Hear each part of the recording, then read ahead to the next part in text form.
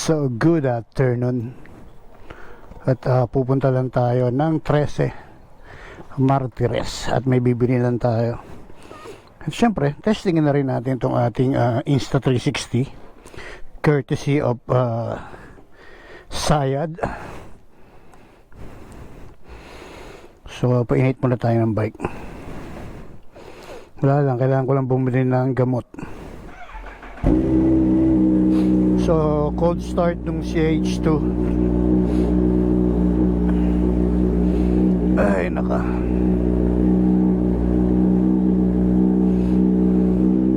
Malapit lang naman dito yung bibili natin ng gamot. Actually, napuntahan na rin natin dati, Mercury Drugs. Nakakasiguro gamot ay laging bago. So, punta lang tayo doon. Tapos wala na, uwi na rin tayo or mag-coffee lang. Alam niyo naman ako, hindi kompletong araw natin kung hindi tayo nakakapagkape. So ginawa natin kasi nagbawas na tayo ng kape, no? Ginawa natin once a day na lang. Yan, tuwing hapon pag lalabas tayo, doon na lang tayo nagkakape. Hindi katulad dati, parang 3 or 4 times a day nagkakape tayo sa Starbucks, no? So ayun nga, ngayon pupunta lang tayo ng 13 Martires sa may Mercury Drugs. Actually pwede naman ako sa may SM Tansa na lang, sa may kaso puno doon eh. Laging traffic doon. Hindi pala puno, lagi pa ng traffic. So let's go, samahan nyo ako, punta muna tayong 13. Punta tayo ng SM 13 at sana gumagana yung microphone ko, no? Let's go. Let's go, Zago. Uy, parang itong week na to, 2 beses ko na ginagamit yung si CH2 Parang second time ko na ginagamit si Hoka Pepe. Sarap kasi ng tunog. So bago siya mabenta, gamitin na muna natin. Excuse me po. Salamat po, aso.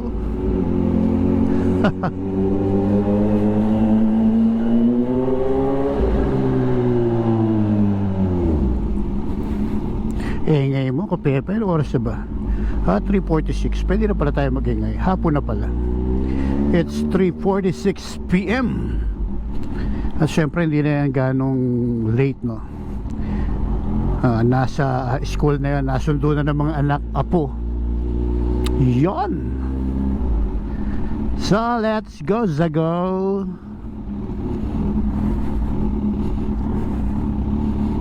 Takbong pogi lang tayo. Siyempre chill ride lang. Chill ride lang tayo, mga Kapepe.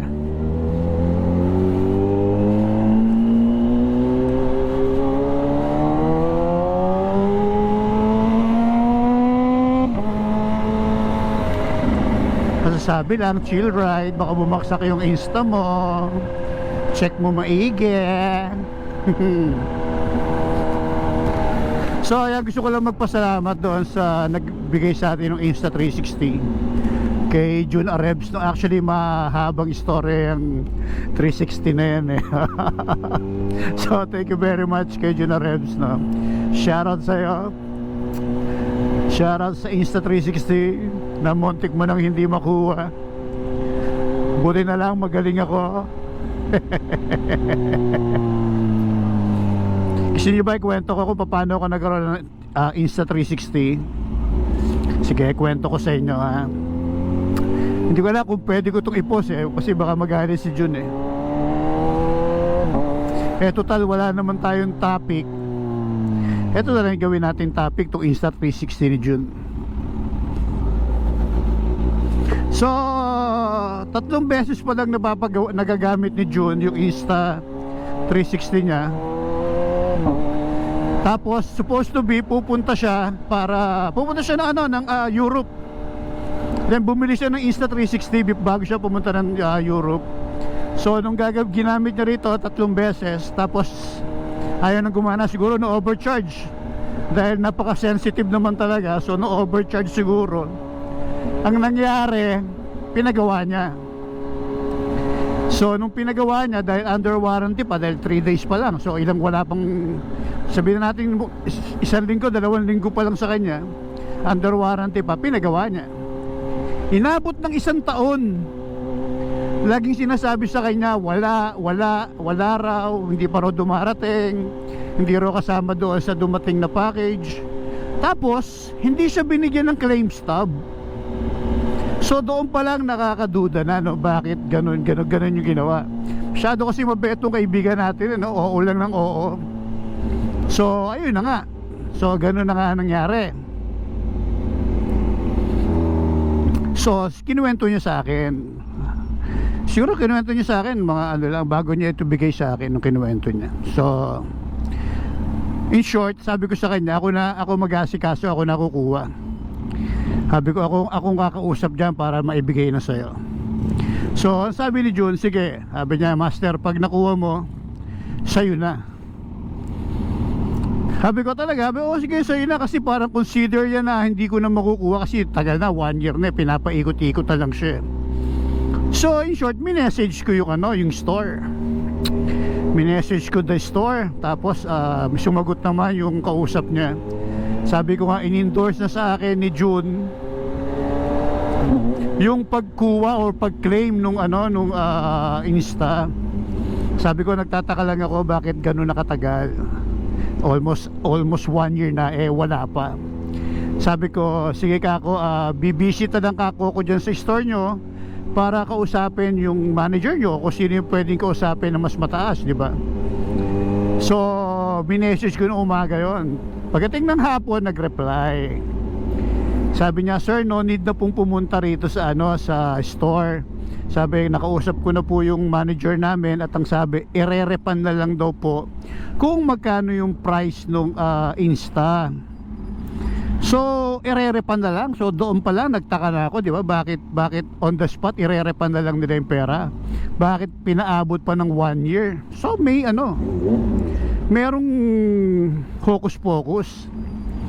So the following day, sige, na i-refund, okay na ako sa re-refund.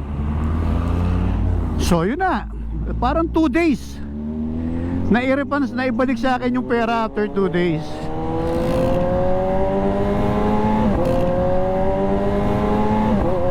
So inirapan yung pera after 2 days. Pero bakit nagantay pa sila ng 1 year, di ba? So ayoko mag-conclude na baka dumating na yung item tapos binigay sa iba or binenta sa iba. So pwede kasing mangyari yon, di ba? So ayaw natin mag-conclude doon sa regarding doon sa matter. So niripan yung pera, okay na. Yun ang istorya kung bakit ako nagkaroon ng Insta360, di ba? Courtesy of June Arebs, di ba? So maraming salamat. Nung minessage ko kasi June Arebs na ibabalik na sa akin yung pera, ire-repan yung pera, nagulat siya. Sabi niya, bakit sa'yo, master, ang bilis, ibabalik na kaagad yung pera. Sabi ko, ganun talaga. Sabi ko, bakit sa'yo, kasi kako pinatagal mo pang maigi. So ayun yung nangyari. Kaya meron tayo Insta360. So bakit ganito yung traffic dito? Umiwas ako ng traffic sa SM Tanza. So parang mas malala traffic dito. Dito kasi yan sa may school tsaka palengke, no? So tingnan natin. Haba ng traffic. Hindi tayo pwede mag counterflow kasi kita nyo naman, straight solid line. So huwag tayo magka counterflow. Tayo baka masabihan na kamote. So pumila na lang tayo ng maayos. Sunod na lang tayo sa batas trapiko. Pag solid straight line, ibig sabihin no overtaking. Ewan ko kung tama ako, pero alam ko no overtaking. Basta straight solid line, no overtaking. Tsaka huwag kang magka-counterflow, sasalubong. Be a responsible rider. Kahit gaano pa kahaba yan traffic na yan, be a responsible rider. Okay? Tiis ka. Pwede ka naman mag-SM Tansa na lang. Mag-SM Tansa ka na lang, boy. Makakaikot ka pa, huwag ka nang pumunta dyan. SM Tansa ka na. Kaso traffic din sa may punta 1. So dito na nga lang, nandito na ako. Diba, eto na tayo. Mapapabilis ka naman kung magkakamote ka.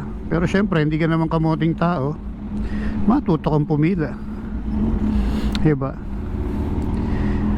Matuto kang sumunod, huwag kang pasaway.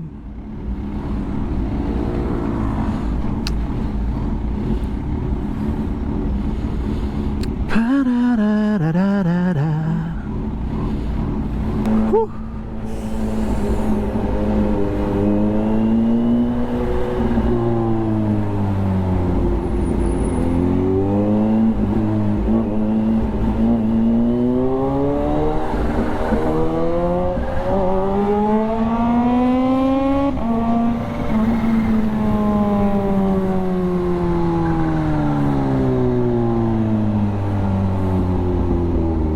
Slow down, men at work. Slow down daw, slow down.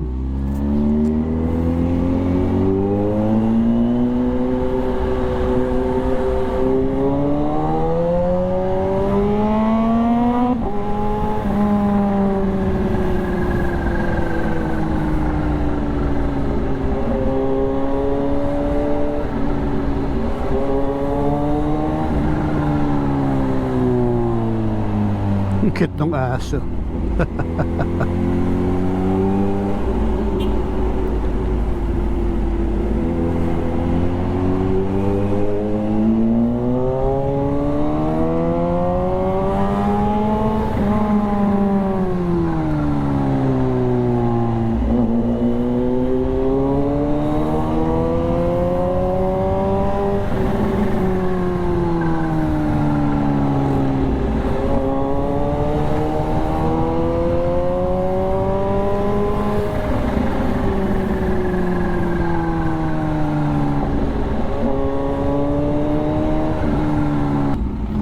Labasan talaga ng school ngayon. Kahit saan ka talaga pumunta. Shoutout Kido.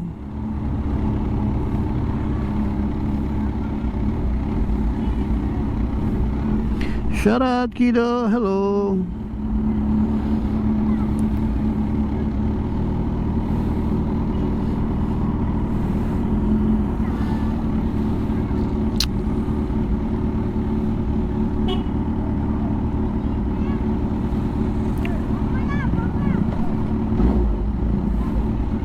Bomba, wag, nasa school zone tayo, baka mabomba tayo rito.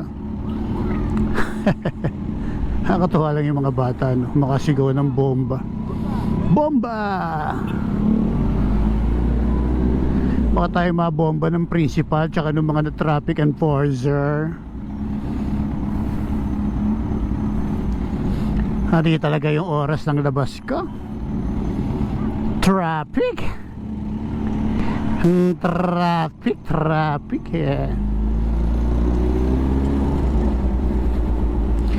Pwede ako magkape rito sa ano, para hindi na ako abutin ng traffic mamaya pag-uwi. Traffic, oh, haba, oh.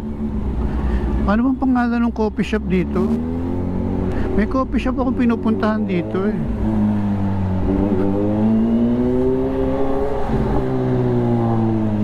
Ano nga ba pangalan ng coffee shop na yun? But First Coffee, yun, naalala ko na. May coffee shop dito, yung But First Coffee.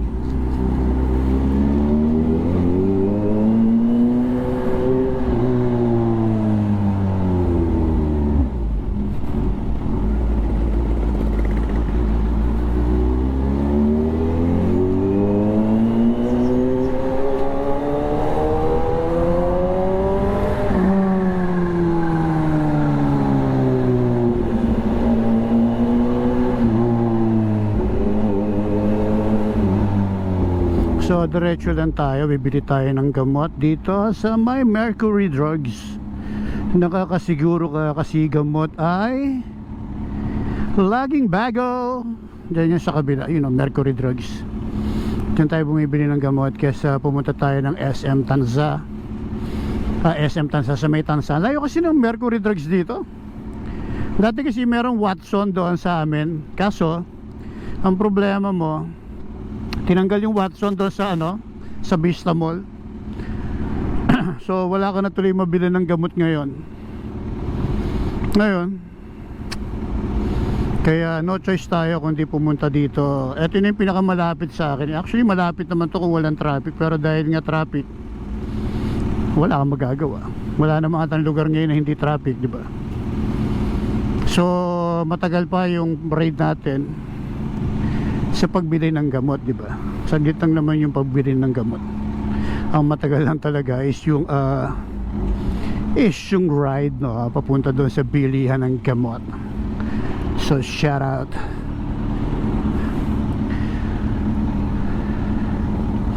So yun lang naman ang problema natin, yung bibilihan natin ng gamot.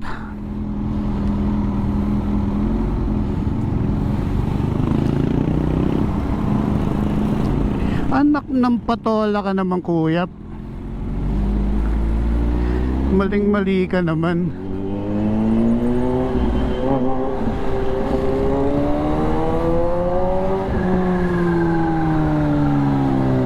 Shout out. Oh, sabi ko pwede naman mag-ano rito, pwede mag U-turn dito. Bili kasi tayo ng gamot dito sa, syempre sa bilihan ng gamot. Sa may Mercury Drugs. Nakakasiguro ka, gamot ay laging bago. Bago-bago ang gamot sa Mercury Drugs. Dapat kasi hindi hinarangan ng buo para nakadaan tayo, di ba? Yun, no, para kasi layo ng iikutan mo sa kanto, which is pwede naman umikot, di ba? Ayun lang naman. Sorry.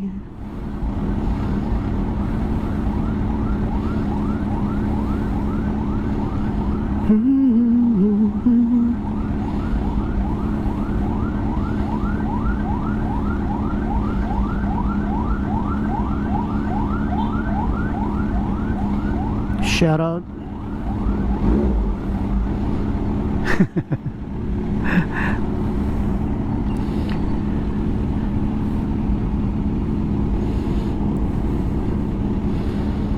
Shout out kay Kuya.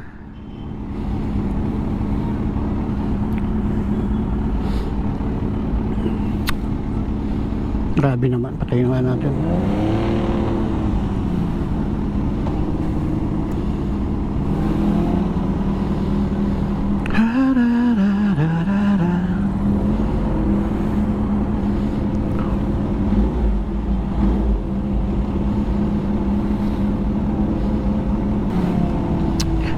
Bibili tayo ng gamot.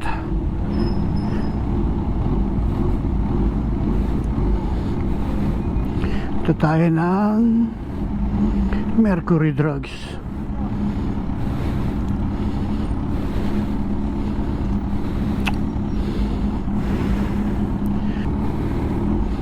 Pwede naman ako dito, saglit lang naman ako.